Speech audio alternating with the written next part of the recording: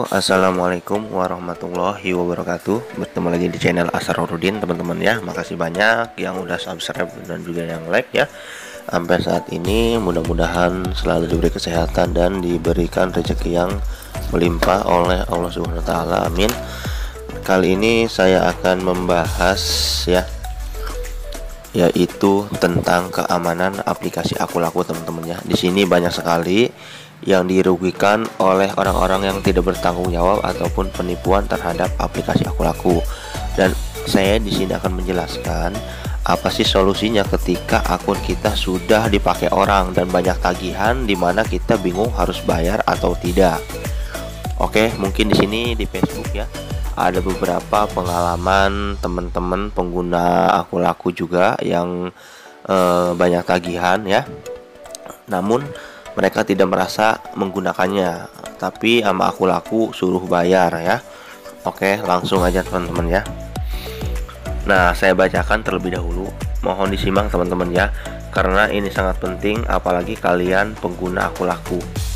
Ya, kalian kalau belum daftar, kalian juga bisa lihat video saya ini ya sampai selesai biar kalian bisa mikir-mikir lagi ya. Inilah resikonya kita ikut bahasa istilahnya ya digital gitu ya, keuangan digital gitu ya. Oke. Nah, di sini dari Stevia Putri ya, dia tuh dari sharing ke Akulaku, sharing permasalahan. Mau tanya dong, apa aplikasi saya dihack orang. Logout sendiri, awalnya dapat notifikasi kalau nomor berhasil dirubah. Lalu saya ganti kembali nomornya, cuma kode OTP-nya nggak masuk-masuk. Lalu setelah masuk ternyata banyak transaksi di luar transaksi saya, karena terakhir saya gunakan transaksi hanya untuk beli token listrik dan data internet. Tetapi di situ banyak transaksi di luar saya menggunakan limit saya. Saya sudah lapor ke pihak Akulaku dan pihak kepolisian. Kira-kira ada yang ngalamin hal seperti ini tidak ya? Dan adakah solusi untuk itu? Terima kasih. Oke, dia menanyakan solusinya teman-teman ya. Saya sangat ini melihat kasus ini. Mungkin untuk saat ini untuk orang yang merasakan itu pasti bingung, takut itu teman-teman ya. Bingungnya kenapa dia harus gimana? Takutnya hutang gitu kan. Nggak make tapi suruh bayar teman-teman ya. Mungkin saya pribadi saya pernah ngalamin juga dulu dihack orang, nggak tahu karena saya tutorial di YouTube atau apa. Nah itu alhamdulillahnya akun saya belum bisa dipakai gitu ya. Nah di sini banyak yang ngasih solusi ya, dan ada solusi yang terbaik juga menurut saya. Nah di sini kok bisa dihack gitu sebelum ada chat orang lain kasih kata sandi dan kode OTP ke orang lain nggak gitu kan? Nah dia bilang nggak ada. Jadi orang ini si Stevia betul-betul tidak menerima kode OTP tapi tiba-tiba bisa dirubah nomornya. Sedangkan kalau mau ganti nomor telepon, mau login di HP lain, dia pasti minta kode OTP teman-teman ya. Biasanya kan seperti itu. Nah tapi dari pengakuan si korban ini Stevia dia itu sama sekali tidak menerima yang namanya kode OTP dan lain-lain ataupun telepon dari seseorang yang meminta data-data dia. Nah, di sini ada juga Rizka Ayu Fitriani Erlangga. Sama kejadiannya kayak saya di tanggal 23 September. Logout sendiri terus login nggak bisa, setelah coba paksa masuk dengan pertanyaan aplikasi. Tahu-tahu ada tagihan yang diambil dari Bukalapak. Saya langsung telepon CS aplikasi itu untuk diblokir biar nggak ada transaksi lain. Setelah itu kepolisian untuk konsultasi, memang tidak dapat surat laporan dari kepolisian karena kita belum mengalami kerugian, hanya baru tagihan menggunakan data kita. Setelah diarahkan ke Reskim dikasih tahu kalau kita ditagih sampai didatangin, kita jelasin aja dan jangan dibayar. Kalau mereka lagi suruh bawa bukti bahwa dana itu benar, status nama kita yang diterima. Kalau cuma data aplikasi itu belum dibilang kuat.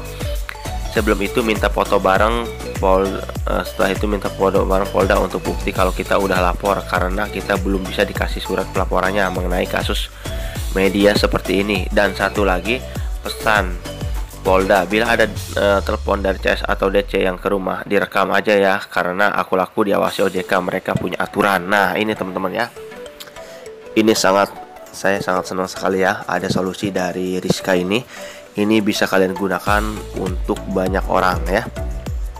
Nah, saya akan ambil kesimpulan di sini teman-teman ya. Saya ambil kesimpulan dari ini. Saya baca di kesimpulan akhir dulu. Kalau kita dihack, tidak kasih kode OTP atau data lain ke pelaku, dan tiba-tiba akun kita banyak tagihan, maka itu 100% tanggung jawab aku laku terhadap keamanan yang diberikan ke pengguna. Oke, saya jelasin. Jadi kalau kita benar-benar dihack tanpa kita ngasih data kita, tanpa kita ngasih kode OTP, pokoknya kita itu nggak tahu apa-apa, tiba-tiba ada tagihan, ataupun di aplikasi kita gerak sendiri, ataupun rubah sendiri, ataupun kayak logout sendiri teman-teman, itu 100% dihack. Dan kalau udah jatuh ke hack, itu udah kesalahan siapa? Kesalahan kesalahan aku laku 100%. Keamanannya bisa dibobol dan perlindungan buat kita malah tidak ada. Justru kita yang dirugikan dan kita harus nuntut ke aku laku sebetulnya. Nah, karena kita nggak mau ribet, biarkan saja 100% jangan mau bayar. Tapi tetap kalian harus lapor di saat itu juga, telepon CS aku laku. Ya, kalau nggak ada solusi dari CS aku laku, sebaiknya kalian lapor ke polisi ya. Gratis lapor ke polisi itu, tenang aja, nggak dipungut biaya ya.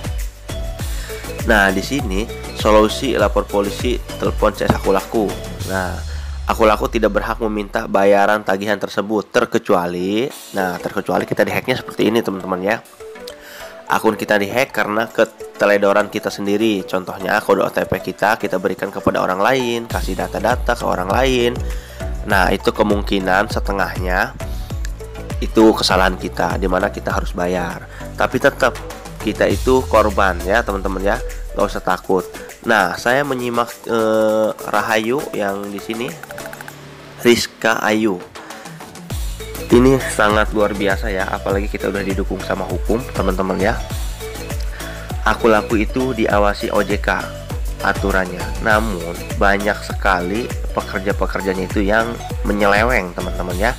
Kadang aturan tidak sesuai diterapkan oleh yang di lapangan. Contohnya kayak kita misalnya suruh bayar terus. Oke Bu, saya udah lapor ke pihak Polda, saya tidak dapat surat karena saya belum dirugikan, terkecuali saya udah ditagih. Terus Ibu mengirimkan debt collector untuk nagih. Nah, saya baru akan dapat surat dan akan saya laporkan ke OJK. Pasti dia takut teman-teman ya. Kalau dia tantangin ulang ya, apalagi kalau kalian posisinya benar. Nah, kalau sampai debt collector nyampe ke rumah, silakan aja ke rumah ya. Tolong direkam sebisa mungkin. Kalau bisa kalian minta tolong ke saudara, ke tetangga kalian ya, untuk merekam ya bahwa kalian ditipu. Dan jangan lupa seperti di chattingan ini, Rizka Rahayu, kalian tunjukkan kalau sampai debt collector datang ataupun di WhatsApp apa, kalian tunjukin foto-fotonya ya. Kalau dia nggak percaya, silahkan aja datang ke rumah, saya tunggu gitu ya. Ingat, aku laku itu punya aturan harus sesuai dengan OJK, karena dia ikut dengan OJK teman-teman ya. Ketika dia ngelanggar, dia akan dicabut dari otoritas OJK ya. Jangan takut ya. Untuk kalian yang bingung bisa gabung di grup ini ya. Pokoknya saya mendukung 100% siapapun yang dirugikan oleh aku laku ya, terutama itu kalau kesalahan aku laku ya. Kita dukung bareng-bareng, selesaikan masalahnya ya, setidaknya kasih solusi ya teman-teman ya. Jangan mau bayar. Ingat, kalau ditipu orang, apalagi sampai dijebol akun kita karena kesalahan keamanan aku laku, tenang aja teman-teman ya. Kita itu punya hukum. Itu aja sih ya dari saya ya. Oke, mohon di subscribe ya teman-teman, jangan juga di share ya. Terima kasih yang sudah menonton video ini, mudah-mudahan manfaat untuk kalian ya. Oke, mungkin saya cuma akan melihat-lihat sedikit tentang ini juga ya, tentang chatan. Oke, terima kasih ya. Ya, kalau aku kasusnya si penipu itu top up, jadi dia narik limit lewat Bukalapak ke pulsa gitu, disuruh cek datanya di Bukalapak nggak ada. Aneh aja sih, masa nggak ada data, jadi ya udah selama nggak ada bukti penerimaan nggak akan saya bayar. Nah, betul sekali nih ya. Ya kasusku, pelaku beli kupon banyak di Bukalapak, terus di Shopee cuma di cancel yang dari Shopee. Iya, di Shopee juga kena, saya cuma ada status pembatalan cicilan dari Shopee, tapi malah ada tagihan di kartu kredit padahal statusnya pembatalan cicilan. Ya saya juga statusnya dibatalkan, tapi ada transaksi cicilan. Aku sih ada pikiran mau nyoba bawa ke media kalau emang banyak sudah yang jadi korbannya. Meskipun sudah lapor juga, nanti tagihannya di kita dan pihak aku laku nggak mau tahu tentang kita.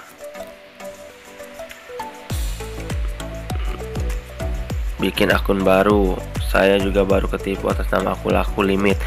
Nah, aku lakukan. Nah ini sebetulnya orang-orang yang gak nyimak ya menurut saya. Padahal jelas-jelas di sini dari teman-teman, yaitu dari Rizka Ayu, saya langsung telepon CS-nya untuk blokir biar nggak ada transaksi lain. Setelah itu ke polisi untuk minta konsultasi ataupun minta saran yang terbaik untuk kasus ini gitu ya. Memang tidak dapat surat laporan dari kepolisian karena kita belum mengalami kerugian. Kerugian itu dimana kita udah ditagih, udah dipaksa bayar, nah itu udah termasuk kerugian. Kalau cuma baru status data doang ya, itu namanya bukan kerugian ya. Cuma mungkin buat kita was-was aja teman-teman ya. Nah setelah kita lapor polisi, kita kalau misalkan didatengin debt collector ataupun ditelepon aku laku, jangan mau bayar ya. Kalau mereka nagih, suruh bawa bukti bahwa dana itu benar-benar atas nama kita. Nah kalau memang, nah dengar temennya, kayak saya tadi ya, kadang aturan yang diberlakukan berbeda di lapangan. Dimana di sini debt collector ataupun penagih aku laku mendatangi kita, suruh bawa bukti bahwa dana itu benar atas nama kita yang terima gitu ya. Kalau cuma data aplikasi itu belum dibilang kuat. Nah jadi kalau masalah data-data yang di aplikasi itu belum kuat teman-teman ya. Jadi kita benar-benar orang yang menerimanya itu. Contohnya kayak orang ini kan penipunya misalkan transaksi di Bukalapak nih menggunakan aku laku kita ataupun di Shopee.